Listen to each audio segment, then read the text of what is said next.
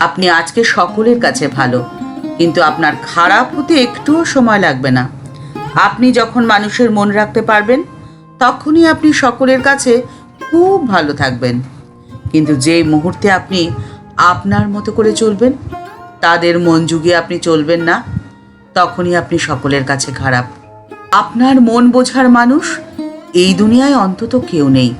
কেউ দেবে না আপনার চোখের জলের দাম। আর সকলের কাছে আপনি যখন খারাপ হয়ে গেলেন, তখন স্বাভাবিকভাবেই আপনার মনটিও খারাপ হয়ে গেল। আপনার মন যখন খারাপ থাকবে, তখন এই পৃথিবীর সব কিছুই লাগবে অত্যন্ত বিরক্তিকর। আর এই বিরক্তিকর মন নিয়ে আপনার জীবন হয়ে উঠবে একটি অভিশপ্ত জীবন। আপনি ধীরে ধীরে তলিয়ে যাবেন অন্ধকারের গহ্বরে। কিন্তু কেন? অন্যের জন্য কেন আপনি আপনার জীবন নষ্ট করবেন? নিজের জীবনকে মূল্যবান করে গড়ে তুলুন।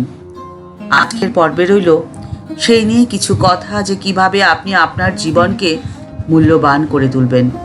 নমস্কার বন্ধুরা, প্রেরণা বাংলা মোটিভেশন চ্যানেলের আজকের পর্বে সবাইকে আমন্ত্রণ। ভিডিওর শেষ পর্যন্ত থাকুন, আশা করি আপনাদের ভালো লাগবে। আপনার নিজের জীবনকে মূল্যবান করে তোলার প্রথম পথটি কি জানেন? প্রথম পথটি হলো, আপনি আপনার থেকে কাউকে বেশি বিশ্বাস করবেন না। আপনি বিশ্বাস করুন নিজেকে, ভালোবাসুন নিজেকে। দ্বিতীয় কথা হলো, নিজের পায়ের ওপরে সব থেকে বেশি ভরসা রাখুন। অন্য কারোর ওপরে কখনো নির্ভরও করবেন না, ভরসাও করবেন না। তৃতীয় কথাটি হলো, কারো কথায় নিজেকে বদলাতে যাবেন না কখনো। আপনি যেমন, আপনি সবসময় তেমনটাই থাকবেন। নিজের মতো করে থাকুন, আর এটাই হবে আপনার ব্যক্তিত্ব। অন্যের জন্য কখনো নিজের ব্যক্তিত্বকে পরিবর্তন করতে যাবেন না, তাহলে আখেরে ক্ষতি কিন্তু আপনারই হবে। চতুর্থ কথাটি হলো, যেখানে আপনার কোনো সম্মান নেই, সেখান থেকে নিজেকে দূরে সরিয়ে রাখবেন। কখনো তাদের সাথে বেশি মেলামেশা করতে যাবেন না। পঞ্চম কথাটি হলো, আপনি বলুন কম, শুনুন বেশি। সব জায়গায় নিজের বক্তব্য কখনোই রাখবেন না। আপনি সেখানেই আপনার মূল্যবান মতামতটি দিন, যেখানে আপনার কথার গুরুত্ব রয়েছে। ষষ্ঠ কথাটি কি বলুন তো? সবসময় এটি মনে রাখবেন যে যার কাছে আপনার কষ্টের কোনো মূল্য নেই, তার কাছে আপনি কখনোই আপনার কষ্টের কথা বলতে যাবেন না। এই পৃথিবীর কারোর আপনার যন্ত্রণায় কিচ্ছু আসে যায় না। এই কথাটি মন থেকে মেনে নিলেই আপনি ভালো থাকবেন। আপনার মনের কথা যিনি বুঝবেন, তার কাছেই আপনি আপনার মনের সমস্ত কথা নিবেদন করুন। আপনার চোখের জলের দাম যার কাছে রয়েছে, যেখানে রয়েছে, সেখানেই আপনি দিন আপনার চোখের জলের অঞ্জলি। স্বামী বীর্যানন্দজি মহারাজ, তখন তিনি তরুণ ব্রহ্মচারী কালীকৃষ্ণ, বরানগর মঠে শ্রীরামকৃষ্ণ সন্তানদের সঙ্গে আনন্দে বসবাস করছেন। শ্রী শ্রী ঠাকুর তখন স্থূল শরীরে নেই, কিন্তু তার লীলা সঙ্গিনী শ্রী শ্রী মা রয়েছেন জয়রামবাটিতে। জয়রামবাটিতে জগদ্ধাত্রী পুজো হবে। স্বামী শারদানন্দজি যাবেন জগদ্ধাত্রী পুজো উপলক্ষে জয়রামবাটিতে। তিনি সঙ্গে নিয়ে চললেন নবীন ব্রহ্মচারী কালীকৃষ্ণ মহারাজকে।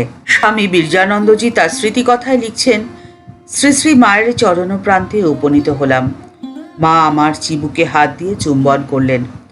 আমাদের পেয়ে তার যে সে কি আনন্দ! তিনি কি করবেন, কোথায় আমাদের রাখবেন, কি রান্না করে খাওয়াবেন, যেন ভেবে স্থির করে উঠতে পারছেন না। এই জন্যে তিনি দিন রাত খাটতে লাগলেন। নানান ব্যঞ্জনাদি নিজে হাতে দুবেলা রান্না করতে ব্যস্ত থাকতেন। মায়ের হাতের বাড়া ভাত এবং তরকারি, সে যে কি অমৃত! মা সেগুলি রান্না করে আমাদের খাওয়াতেন, যা ঠাকুর খেতে খুব ভালোবাসতেন। কড়াইয়ের ডাল, পোস্ত, চচ্চড়ি প্রভৃতি। মায়ের হাতের রান্না যে কি সুস্বাদু এবং মিষ্ট, তা মুখে বলা যায় না। যেন স্বর্গীয় কিছু এখনও যেন মুখে লেগে রয়েছে। জগদ্ধাত্রী পুজো পার হয়ে গেল নিষ্ঠার সাথে, সর্বাঙ্গ সুন্দরভাবে। হঠাৎ পুজোর পরদিনই অসুস্থ হয়ে পড়লাম।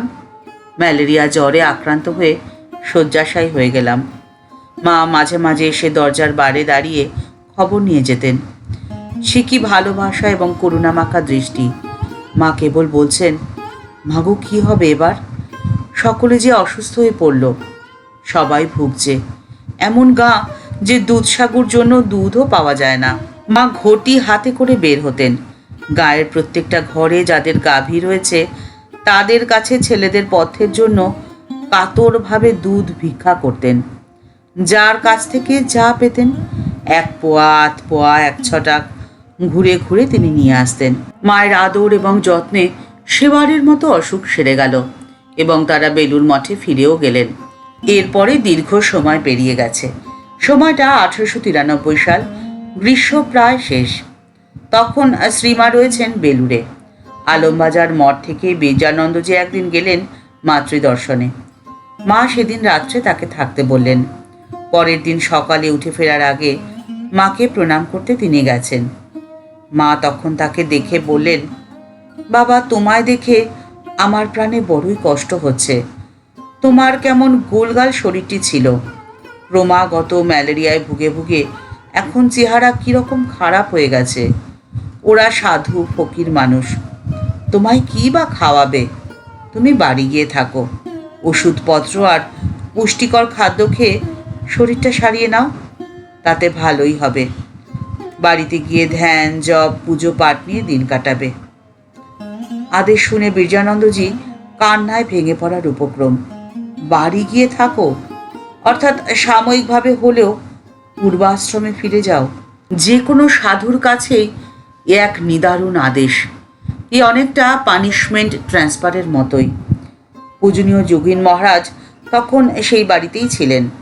তাকে বীর্যানন্দজি সব কথা জানালেন, কিন্তু মায়ের আদেশ অমান্য করার কোনো উপায় নেই। তখন বর্ষাকাল, সন্ধেবেলা, অন্ধকার ঘনিয়ে আসছে, টিপটিপ করে জল পড়ছে। ভরা গঙ্গা কুয়াশায় ঢাকা। মাকে প্রণাম করে বীর্যানন্দজি নৌকোয় উঠলেন। নৌকো থেকে দেখতে পেলেন মা ছাদের উপর থেকে গঙ্গার দিকে চেয়ে দাঁড়িয়ে রয়েছেন। যতক্ষণ নৌকো থেকে দেখা গেল সেরকম ভাবেই রয়েছেন। প্রাণের ভেতরে ভীষণ আলোড়ন হতে লাগলো তার। পরে তিনি শুনেছিলেন মাকে বৃষ্টিতে ওইভাবে ছাদে দাঁড়িয়ে থাকতে দেখে গোলাপ মা মাকে কারণ জিজ্ঞাসা করায় মা অশ্রুসিক্ত চোখে বলেছিলেন, কালীকৃষ্ণের মনে কতই কষ্ট হচ্ছে, তাই ভাবছি আর তাকে দেখছি। বীর্যানন্দজি তার কষ্টের কথা, ব্যথার কথা মাকে কিছুই বলেননি, কিন্তু মা তো অন্তর্যামী। তিনি বুঝেছেন ছেলের কষ্ট, সন্তানের ব্যথায় তিনিও ব্যথিত হয়েছিলেন। কিন্তু সন্তানের জন্য যেটি মঙ্গল, যেটি উচিত, মাকে তো সেটি করতেই হবে। মায়ের ভালোবাসা সকলের জন্য সমান। মা তার ভালোবাসার ডালি সাজিয়ে বসেই রয়েছেন। শুধু আপনাকে সেই ডালি ভরা ভালোবাসা বুঝে নিতে হবে, চিনে নিতে হবে। বীর্যানন্দজি পরে আক্ষেপ করে মাকে বলেছিলেন, মা, আমি তোমার অকৃতি সন্তান। দেখুন মা, একজন লোক যদি অন্য কারো কাছ থেকে যত্ন আদর পায় তাহলে তার প্রতি স্বভাবতই একটা টান বা ভালোবাসা পড়ে। কিন্তু কি আশ্চর্যের বিষয় যে আপনি মানুষ হয়ে এসে আমাদের কত অভাবনীয় যত্ন, আদর, ভালোবাসা, স্নেহ, মায়া, দয়া করলেন, কিন্তু তবুও পাপ মন আপনাকে তো ভালোবাসতে পারল না। মা শুনে স্মিত হাসে বললেন, হবে, ক্রমে হবে। মায়ের এই ছোট্ট সংক্ষিপ্ত সরল উত্তরটি কতটা গভীর, কতটা আন্তরিক, কতটা স্নেহপূর্ণ তা প্রত্যেকটা মানুষ আজ মর্মে মর্মে উপলব্ধি করছি। আপনি আপনার অন্তরের সবটুকু ভালোবাসা দিন মায়ের চরণে, তাহলে তিনি আপনার সমস্ত চোখের জল নিজ হাতে মুছিয়ে দেবেন। ঠাকুর মা ও স্বামীজির চরণে প্রণাম জানিয়ে আজকের পর্ব এই পর্যন্তই। দেখা হচ্ছে পরের পর্বে। ভিডিওটি যদি ভালো লেগে থাকে তাহলে তা শেয়ার করার অনুরোধ করছি। আর এই চ্যানেলটি ভালোবেসে যারা এই পরিবারের সদস্য হয়ে গেছেন তাদের জানাই ভালোবাসা, শ্রদ্ধা ও প্রণাম। যারা এখনও এই চ্যানেলটি সাবস্ক্রাইব করেনি তাদের কাছে বিনীত অনুরোধ রইল চ্যানেলটি সাবস্ক্রাইব করে বেল বাটনটা ক্লিক করে দিয়ে অল বাটনটিতে ক্লিক করে দেওয়ার জন্যে। তাহলে এই চ্যানেলে ভিডিও আপলোড হওয়ার সাথে সাথে আপনার কাছে নোটিফিকেশন চলে যাবে। ঠাকুর মা ও স্বামীজির নানান কথায় সমৃদ্ধ এই চ্যানেলটিতে আরও কী ধরনের ভিডিও দেখতে চান কমেন্টস বক্সের মধ্যে জানালে সেই ধরনের ভিডিও আপলোড করার চেষ্টায় থাকব। সবাই ভালো থাকবেন, সুস্থ থাকবেন। নমস্কার।